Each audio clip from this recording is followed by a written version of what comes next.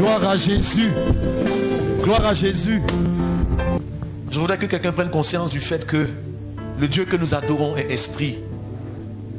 Nous trouvons cette déclaration dans les Écritures, dans l'évangile de Jean au chapitre 4. Ce matin, quand nous prions, j'ai mentionné ce passage à partir du verset 23. La Bible déclare ceci: l'heure vient, et elle est déjà venue, où les vrais adorateurs adoreront le Père en esprit et en vérité. Car ce sont là les adorateurs que le Père demande. Le verset 24 nous donne une affirmation: Dieu est esprit, et il faut que ceux qui l'adorent, l'adorent en esprit et en vérité. Si Dieu, qui est notre Père, est esprit, nous devons comprendre que nous aussi, quelque part, se trouve en nous une dimension spirituelle dont je voudrais parler ce matin et qui va nous aider, n'est-ce pas, à continuer dans cette marche avec le Seigneur. Alléluia.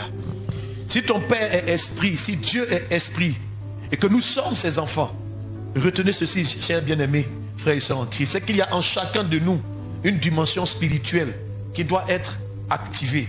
Amen. On touche ton voisin et dis-lui: voisin, tu es un homme esprit. Tu es une femme esprit. Alléluia. Parce que tu es enfant de Dieu. Amen. Alors, nous allons lire ensemble ce matin dans l'évangile, toujours dans l'évangile de Jean, à partir du chapitre 3, au verset 1. Nous allons lire jusqu'au verset 16 et 17. Je vais faire la lecture et ensuite nous allons partager la parole du Seigneur. Mais il y eut un homme d'entre les pharisiens nommé Nicodème, un chef des Juifs, qui vint lui auprès de Jésus de nuit et lui dit: Rabbi, nous savons que tu es un docteur venu de Dieu, car personne ne peut faire ces miracles que tu fais si Dieu n'est avec lui.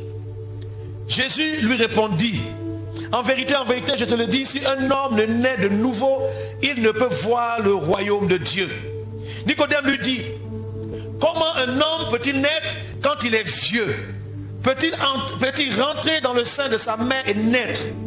Jésus répondit: en vérité, je te le dis, si un homme ne naît d'eau et d'esprit, il ne peut entrer dans le royaume de Dieu. Ce qui est né de la chair est chair, et ce qui est né de l'esprit est esprit. Ne t'étonne pas que je t'ai dit: il faut que vous naissiez de nouveau. Verset 8. Le vent souffle où il veut, et tu en entends le bruit, mais tu ne sais d'où il vient ni où il va. Il en est ainsi de tout homme qui est né de l'esprit.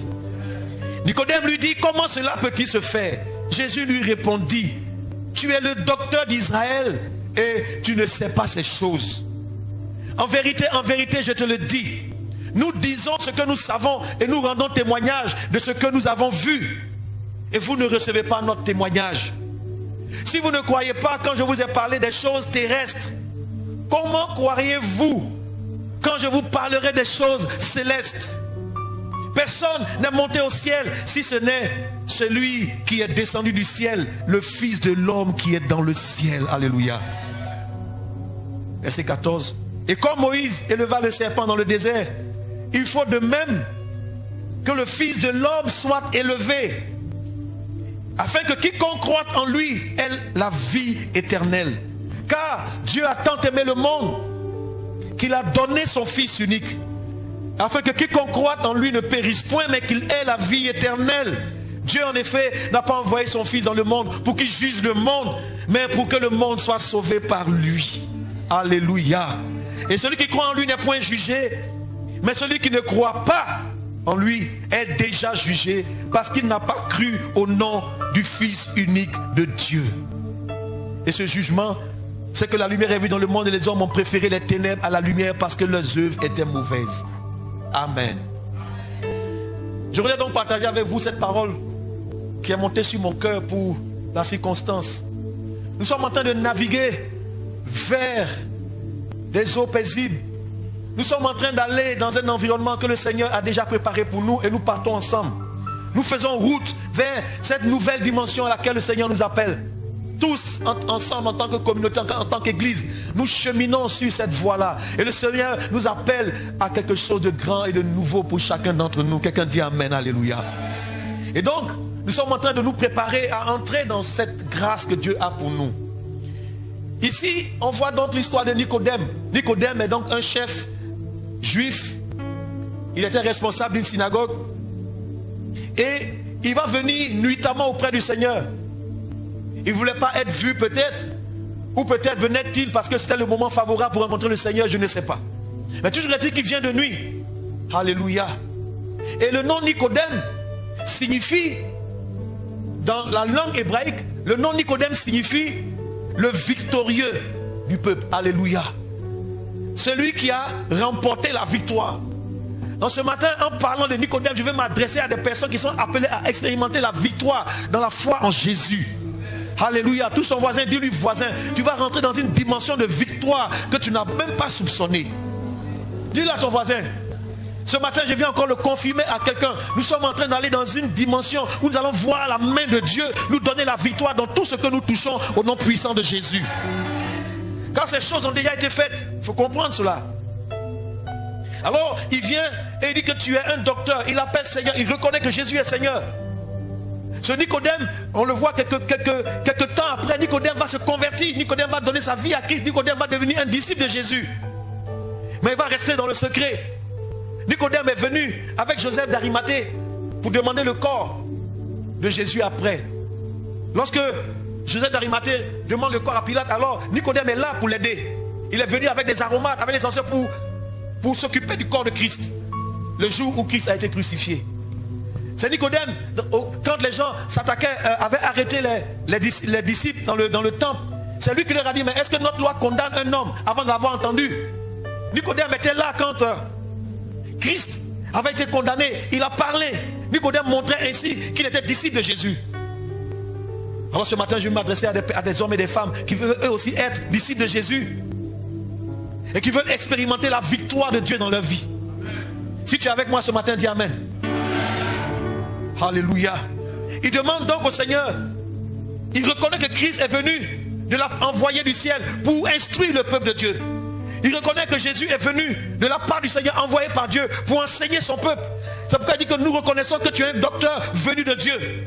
Il faut que tu reconnaisses ce matin qu'en Jésus, tu as celui qui est capable de t'instruire, de t'enseigner, de te montrer la voie à suivre. Lui-même, il est le chemin, la vérité et la vie. Lui-même, il est la parole de Dieu. Alléluia. Donc, quand tu veux rentrer dans cette dimension de Nicodème, tu dois comprendre que se trouve dans cette parole de quoi t'instruire, de quoi t'enseigner, pour que tu saches marcher correctement avec Dieu. Alléluia. Personne ne peut faire ces miracles que tu fais si Dieu n'est avec lui. Il reconnaît que Christ a une dimension surnaturelle. Il reconnaît qu'il y a quelque chose de surnaturel qui se passe. Et dans la synagogue, les gens sont malades. Il va seulement lire la Torah. Ils vont seulement prier l'éternel, mais les gens continuent d'être malades. Mais quand Jésus est venu, il a touché cette femme à peine. Elle a été guérie de son mal. Il a compris qu'il y avait quelque chose de différent.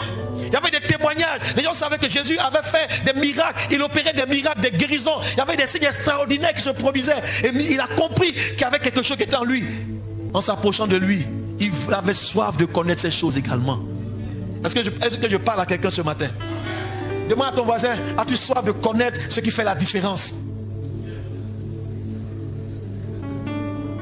Non, parce qu'il y a des gens qui sont indifférents à ces choses-là. Il y a des gens qui sont indifférents. Il y a des gens que ça ne touche pas. Il y a des gens qui pensent qu'il faut juste croire et s'asseoir là et c'est tout. Non.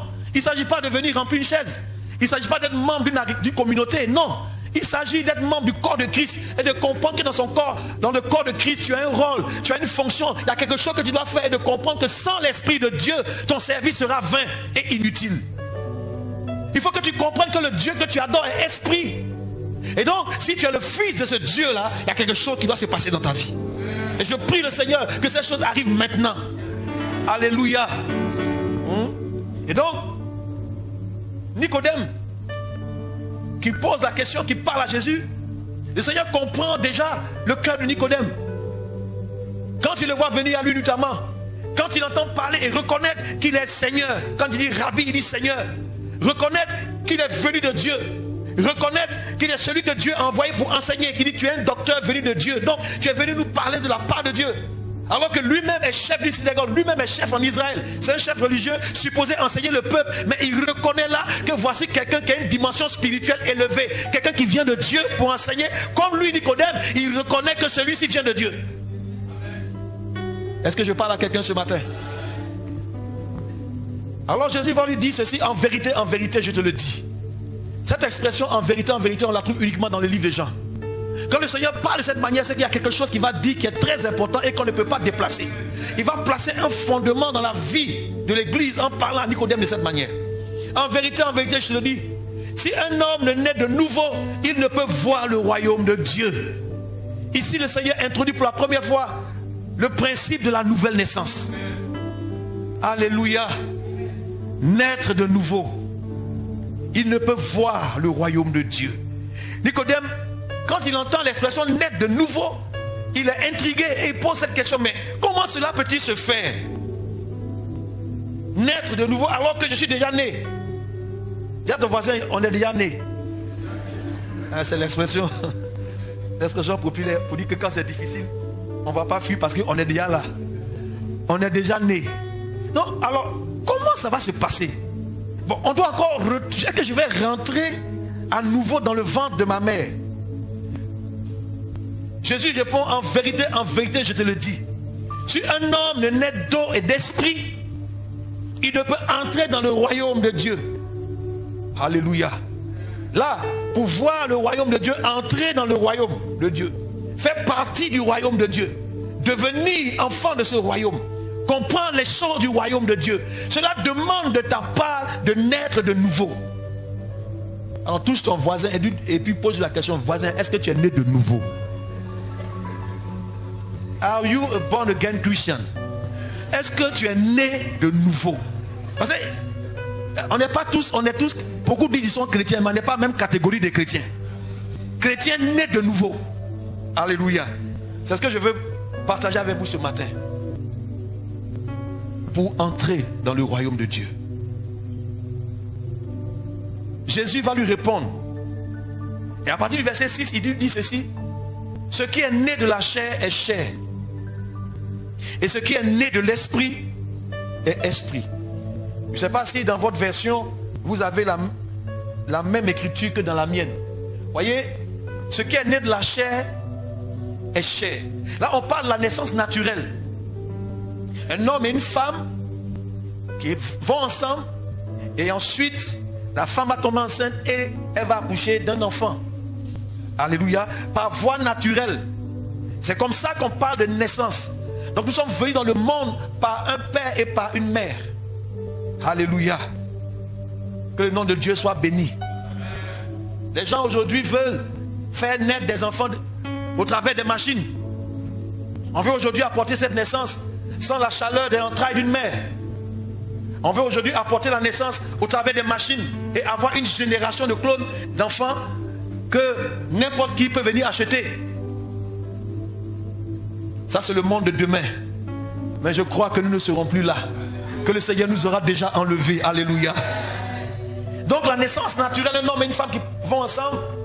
Et ensuite la femme va donner naissance à un enfant. Mais il dit ce qui est né de la chair est chair. Voici la manière dont ces choses se produisent. Mais Nicodème, la question que tu poses, elle est différente. C'est pourquoi il va dire ce qui est né de l'esprit. Est-ce que dans votre Bible, le mot esprit est écrit en majuscule?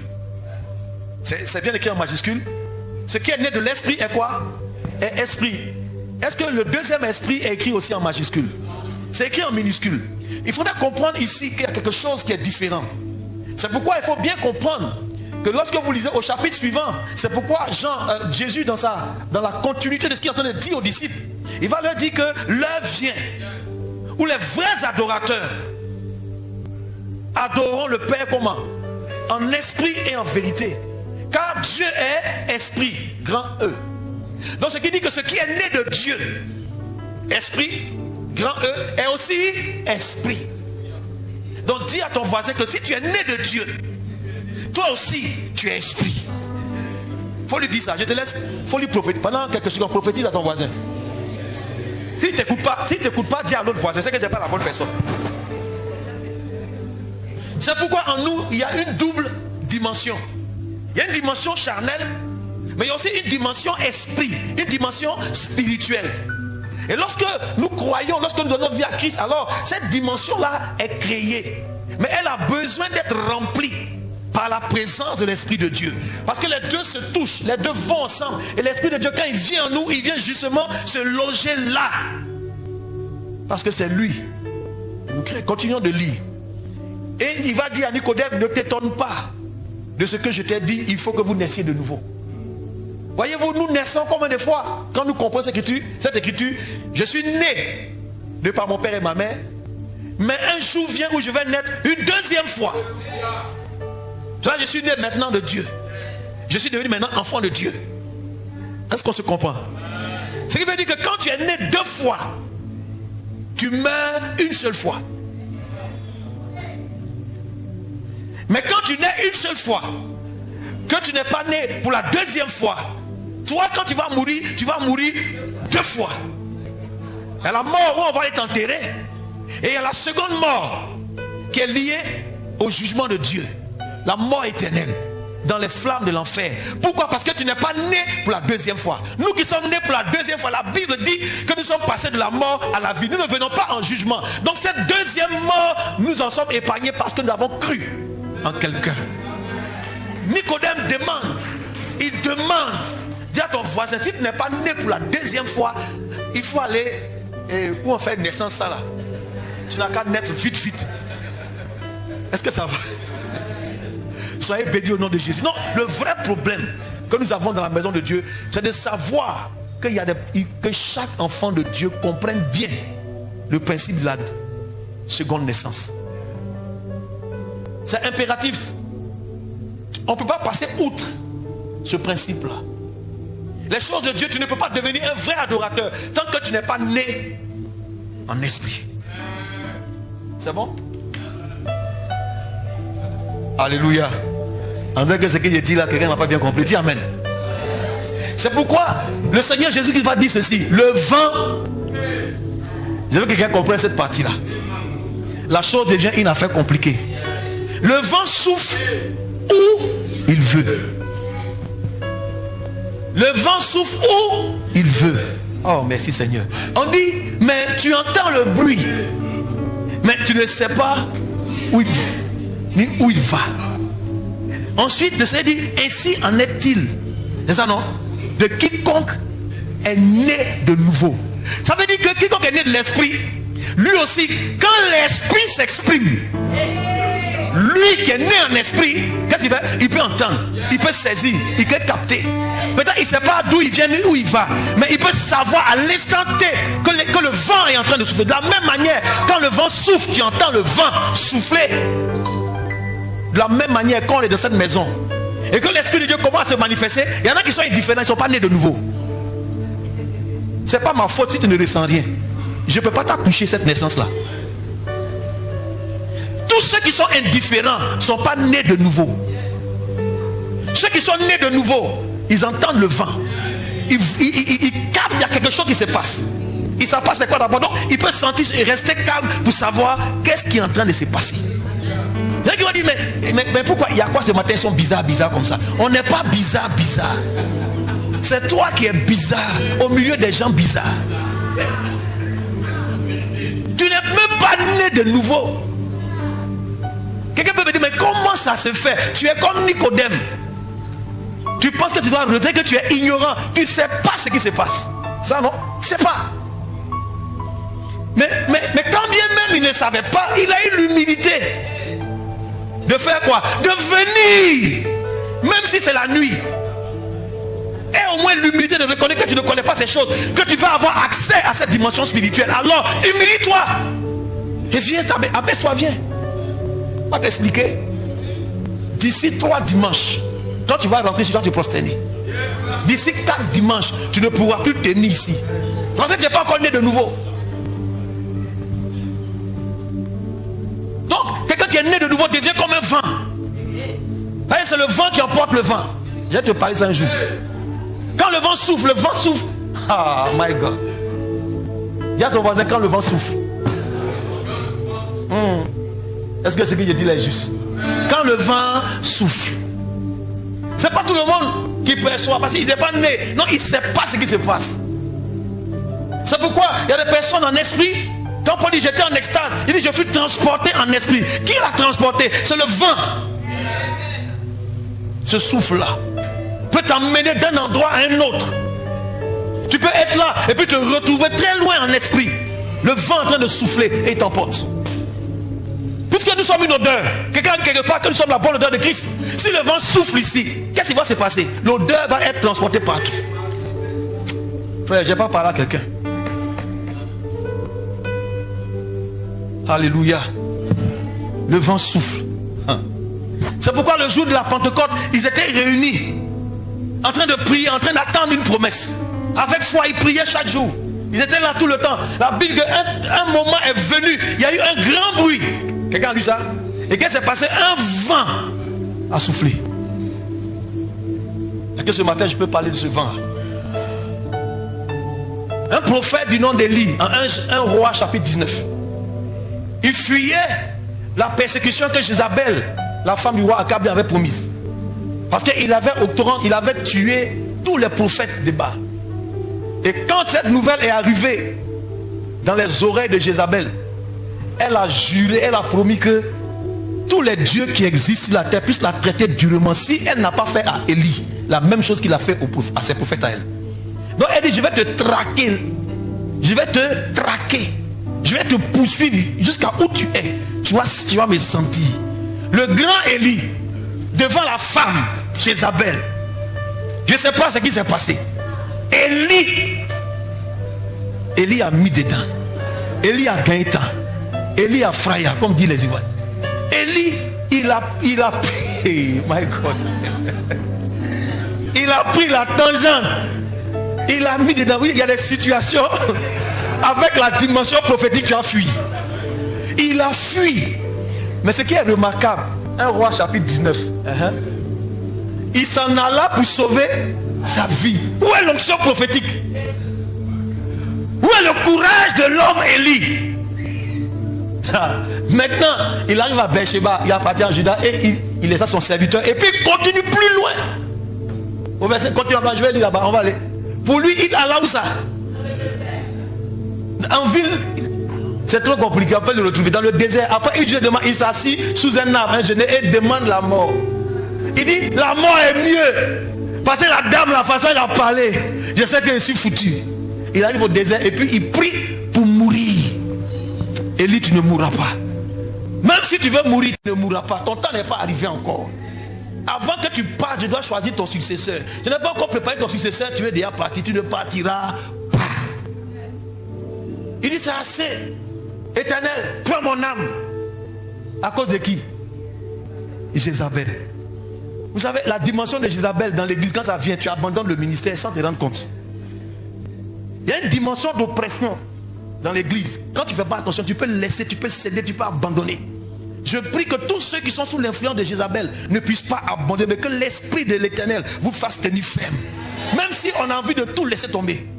Il dit, je ne suis pas meilleur que mes pères. Prends-moi. Je vais aller vite maintenant. Verset suivant, s'il te plaît. Il se coucha, s'endormit et il cherche la mort. Mais un ange vient le toucher. Parce que son temps n'est pas encore arrivé. Je vais dire à quelqu'un, même si tu as le sentiment que tu es faible, que la main de l'Éternel vienne te fortifier. Parce que le temps n'est pas encore arrivé. Il y a tant de choses que tu dois accomplir. Lève-toi, mange. Et il regarde, il y avait là, à son chevet, un gâteau. Moi, il y a une question que je vais demander à Dieu quand je vais le voir. Seigneur, le gâteau là, qui a préparé? Sur des pierres chauffées et une cruche d'eau. Ah, il mange, il boit, et puis il dort. Dis à ton voisin, pardon, il faut dormir un peu. Il faut te reposer un peu. Il mange, il boit. Mais on ne sait pas qui a préparé.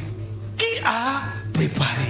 Il y a des nourritures comme ça que tu dois comprendre. C'est pourquoi la Bible, le Seigneur dit, l'homme ne se nourrira pas seulement de pain, mais aussi de toute parole qui sort de la bouche de l'Éternel Dieu. Il y a des nourritures comme ça qui viennent de la part de Dieu, qui peuvent te fortifier et t'amener à aller loin. Il se repose après avoir mangé cette nourriture, après avoir bu cette eau. C'est pas fini, il dort encore, il se réveille. S'il te plaît, allons plus vite. L'ange de l'Éternel arrive encore. Pour ne pas dire le Seigneur vient vers lui. Le touche la deuxième fois. Lève-toi, mange. Parce que maintenant le chemin est trop long. Puisque tu es en train de fuir, puisque tu es en train d'abandonner, je vais te rencontrer. Mais la route de toi, là où tu es, jusqu'à moi, c'est long. Fortifie-toi. Il y a des personnes comme ça qui doivent aller loin avec le Seigneur. Mais Dieu veut te faire passer par des temps. Tu as besoin de te fortifier. et il va donc manger cette même nourriture. Il se lève, il mange et il boit. Et il est fortifié. Et donc, il peut avec cette nourriture, il a de la force et il va marcher pendant 40 jours et 40 nuits. C'est quelle nourriture il a mangé là-bas? C'est qu'il y avait quel condiment dedans? Il y avait quelle vitamine dedans? Qu'est-ce qu'Élie a mangé? Il faut que Dieu nous explique ça un jour. Je vais manger ça aussi. Manger, tu manges. Et puis pendant 40 jours, tu marches et puis il n'y a rien. Et il est arrivé où ça? À la montagne d'Horeb. Il arrive là-bas. C'est pas fini. Il y a quelque chose qui va se passer. Il va entrer, mais arriver à la montagne, il rentre dans une caverne, une grotte. Il va dormir là-bas.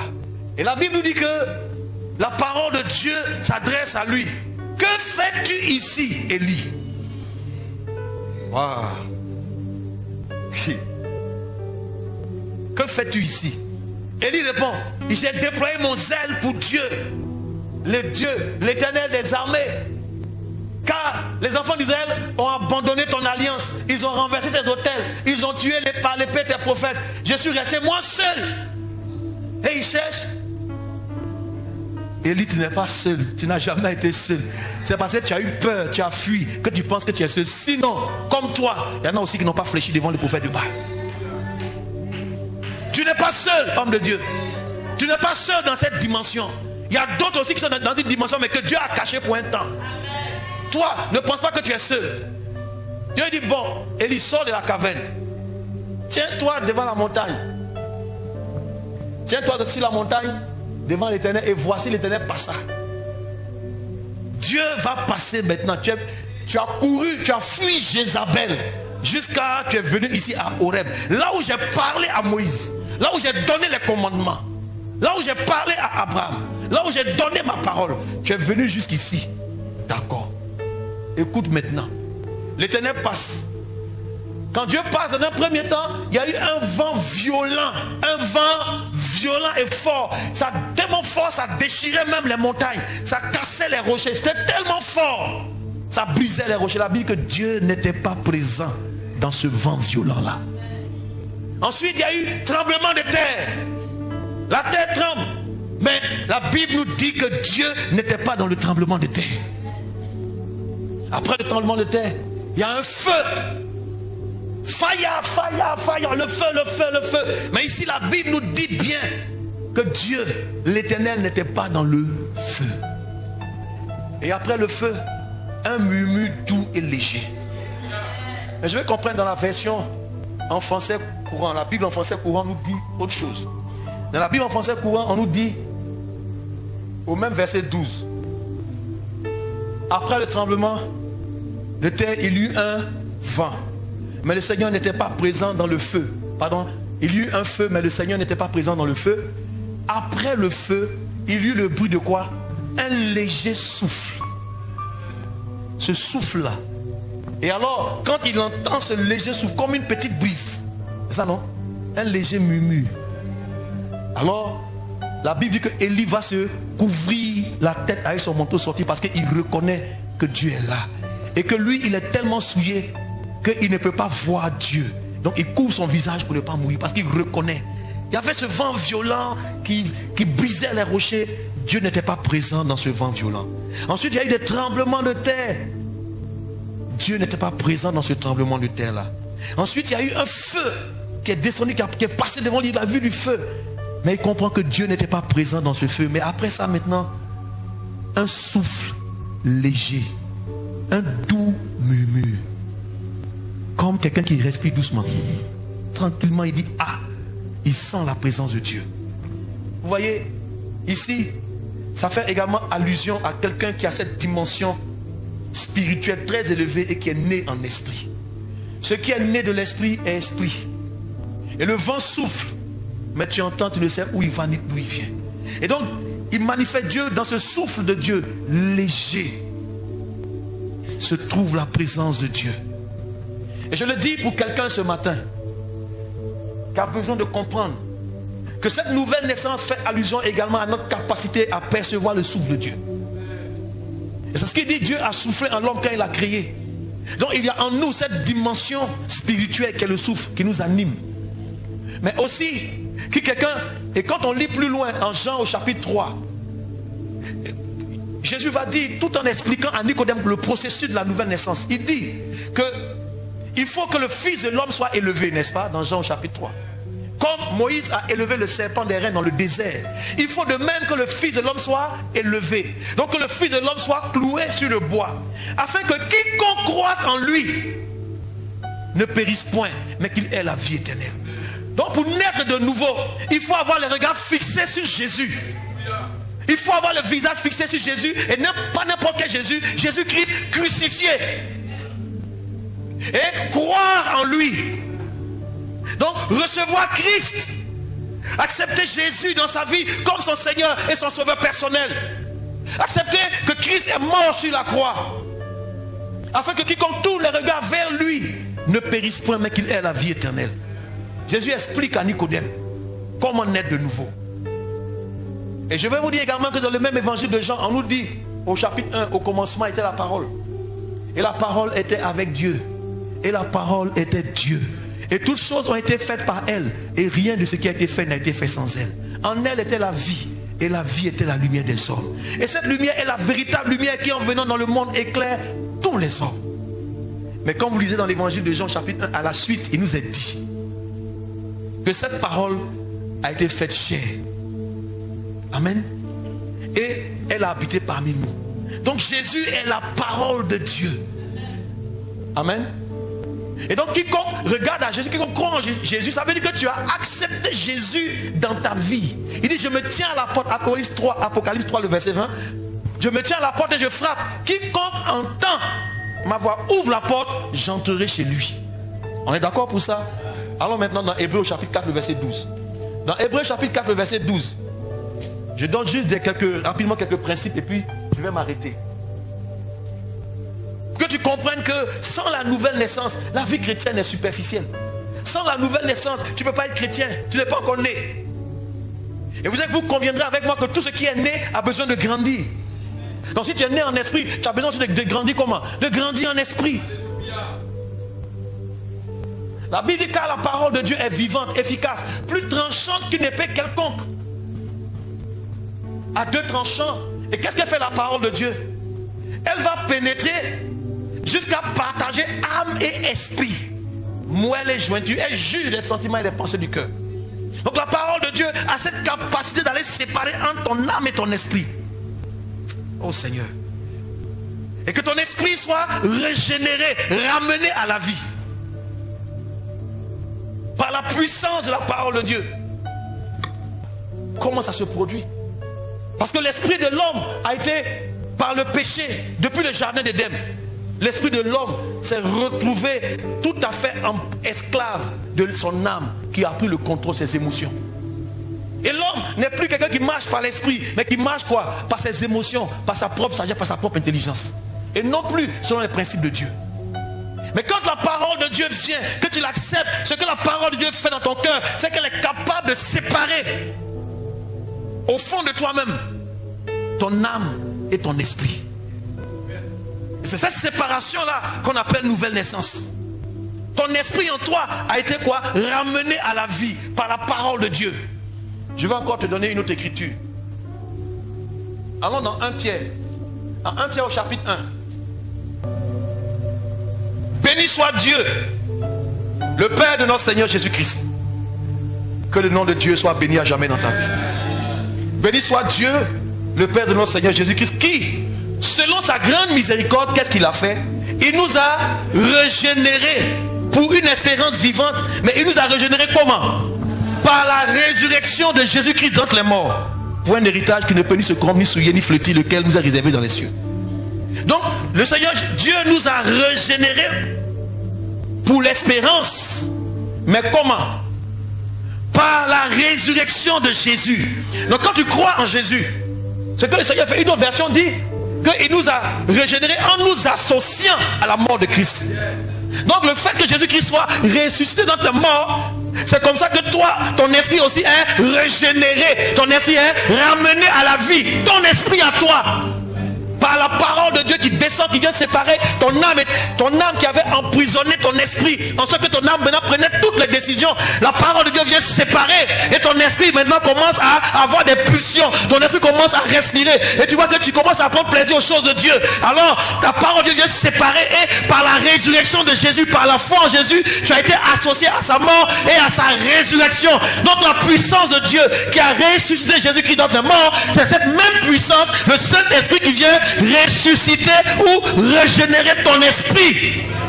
Et désormais tu as une dimension spirituelle en toi. Tu es né de nouveau. Donc toi aussi, tu peux entendre le vent, même si tu ne sais pas où il va ni d'où il vient. Toi aussi tu peux entendre le vent. Si tu comprends ces choses, toi aussi le vent peut t'emporter. Nicodème, comment cela peut-il se faire? Il faut que tu crois au Fils de Dieu. Il sera élevé sur le bois du calvaire. Ces choses, c'est quoi vous avez retrouvé? Nicodème est venu descendre le corps de Christ de la croix. Il avait cru. Nicodème est né de nouveau. Nicodème marchait maintenant par l'esprit. Et il pouvait rentrer dans cette dimension de victoire, comme son nom l'annonçait. Et je prie que quelqu'un soit victorieux. Parce que lorsque tu es né en esprit, et que tu commences à comprendre les choses de l'esprit, tu deviens une personne bizarre. Parce que tu commences à avoir accès au surnaturel. Je vous dis la vérité, quand le vent souffle, tous ceux qui commencent à être odeur de Christ commencent à être emportés. Tu peux être ici à cet instant et puis comprendre des choses qui se passent ailleurs. Pourquoi? Parce que le vent souffle et t'emporte dans cette dimension. Dieu a ravi, il a été ravi en esprit, transporté d'un endroit à un autre. On pense que ce sont des choses qui sont passées hier, mais c'est possible encore aujourd'hui. Nous sommes en train d'entrer dans une dimension très spirituelle. On n'a pas le choix. Dis à ton voisin, tu n'as pas le choix. Là où nous partons, cette dimension spirituelle là, dis à ton voisin, tu n'as plus le choix. Non, il n'a pas bien compris, il faut lui dire, tu n'as plus le choix. Tu es obligé, et ce que nous voulons faire, c'est de pouvoir activer en chacun cette dimension spirituelle. Ce qui est né de l'esprit est esprit. Donc tu peux dire à la chair, non. Tu me dis là-bas, mais je dis non. Pourquoi? Avant, je ne pouvais pas résister. Pourquoi? Parce que mon esprit était atrophié, était amorphe, n'avait plus de vie. Mais maintenant que j'ai accepté le Christ, la parole de Dieu, le Fils de Dieu, il est entré dans ma vie. Quelque chose en moi s'est réveillé. C'est qui? C'est mon esprit qui est régénéré. Si on revient au verset 3, béni soit Dieu le Père de notre Seigneur Jésus-Christ. Et qu'est-ce qu'il a fait? Il nous a régénérés par la résurrection de Jésus-Christ d'entre les morts. Celui continue au verset 23 dans le même chapitre. Ayant purifié vos âmes en obéissant à la vérité pour avoir un amour fraternel sincère, aimez-vous ardemment les uns les autres de tout votre cœur. Verset 23. Puisque vous avez été régénérés, non par une semence corruptible, mais par une semence incorruptible, par la parole vivante et permanente de Dieu. Voici cette semence de Dieu en moi, qui vient toucher mon esprit et qui fait quoi? Qui ranime, qui fait renaître. Dans nouvelle naissance, c'est le mot régénérer, ramener à la vie. Alléluia. Est-ce que ça va? Et le mot qui est utilisé ici, c'est anagenao. Dis après moi, anagenao. Ça veut dire régénérer. Ça s'écrit A-N-A, Ana, et G-E-2-N-A-O. Anagenao. En un seul mot, régénérer. Anagenao. Ramener à la vie, faire renaître, avoir son esprit changé par une vie en conformité avec la volonté de Dieu. Et je vais m'arrêter là. Introduis ça comme ça. Naître de nouveau. Et être capable désormais, mais quand tu es né en esprit, ton esprit est comme un bébé. On parle de l'enfant spirituel. Il y a encore une lutte entre ton esprit et ton âme. Il y a encore une lutte. Et ton âme est rattachée à la chair. La Bible dit que l'âme de toute chair est où ça? et dans le sang. Et ce sang coule où? Dans le corps. Donc ce corps-là a des pulsions de ton âme. Mais au-dedans de toi, désormais, a été libéré, a été relâché, a été ramené à la vie, a été délivré de l'esclavage, a été ressuscité ton esprit. Et c'est lui qui a besoin d'être nourri. Et sa nourriture, c'est la parole de Dieu. C'est lui qui a besoin d'être quoi? Fortifié dans la présence de Dieu, par la prière. C'est ton esprit que tu fortifies. Et c'est lui désormais, quand ton âme dit, allons au maquis, ton esprit qui est Dieu dit non, je ne peux plus aller là-bas. C'est ce que la Bible dit. C'est ce que Paul dit aux Romains. Quand je veux faire ce qui est bien, c'est ce qui est mal que je ne vais pas faire là, c'est ça que je fais. Il dit qu'il voit une lutte au-dedans. Il y a deux lois en lui. On aura l'occasion de parler de ça. Mais dis-moi, pour terminer, dis à ton voisin, je ne savais pas que tu étais un homme esprit ou une femme esprit, mais maintenant là, je viens de découvrir que tu es esprit.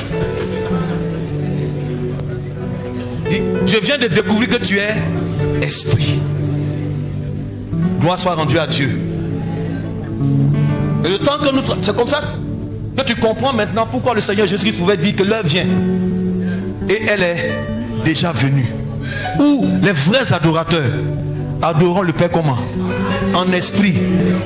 Si tu ne passes pas par cette nouvelle naissance, que toi non plus tu n'es pas né en esprit, tu ne pourras pas adorer convenablement. Je ne te coupe pas la parole. Enfin, je veux juste dire à quelqu'un, il y a aussi d'autres personnes qui sont esprits. Un marabout, féticheur, comien, magicien, spirit. Et aussi, ils veulent monter en esprit. Mais eux, ils n'ont pas cru en Jésus. Mais ils ont permis à une entité spirituelle de faire quoi? De venir activer cette dimension esprit en eux. Au point où eux-mêmes, ils peuvent se dédoubler, sortir de leur corps par des incantations en invoquant certaines entités. Et quand ils vont eux-mêmes dans ce sens-là, ils entrent maintenant dans une dimension spirituelle. Et ils ont accès aux ténèbres.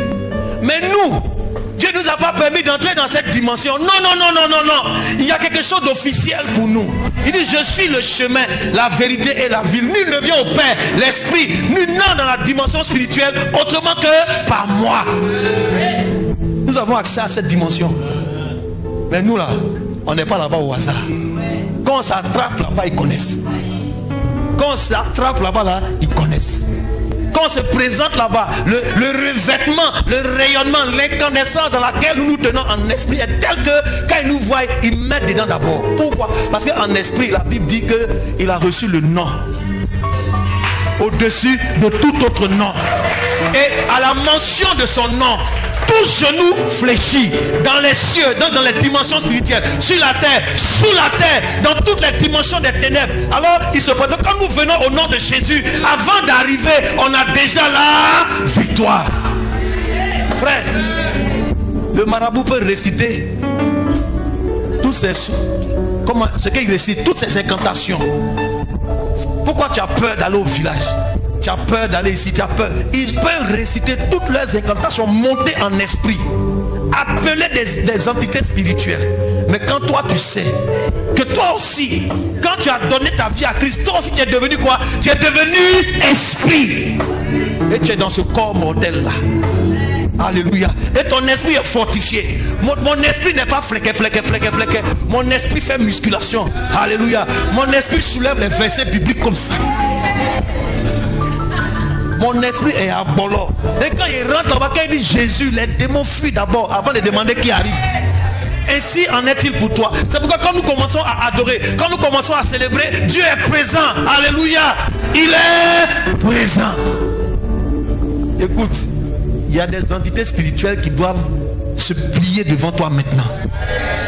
Ils t'ont trop confronté. Ils t'ont trop, comment ça, challengé, ou bien ils t'ont défié dans des combats inutiles. On s'est retrouvé dans des combats inutiles au nom de Jésus, mais c'est terminé. C'est terminé. Désormais, j'ai compris que je suis esprit. Et que cet esprit a besoin de grandir en moi. Et je veux parler également à une assemblée où des chrétiens sont esprits. Ils sont nés de nouveau. Ils comprennent les choses en esprit. Ils jugent les choses par l'esprit de Dieu. Ils prennent plaisir aux choses de l'esprit. Le Saint-Esprit peut être au milieu de nous. Et chaque enfant de Dieu né de nouveau peut capter, savoir, comprendre et accepter. Ce qui est né de la chair est chair. Ce qui est né de l'esprit est esprit. Que Dieu vous bénisse.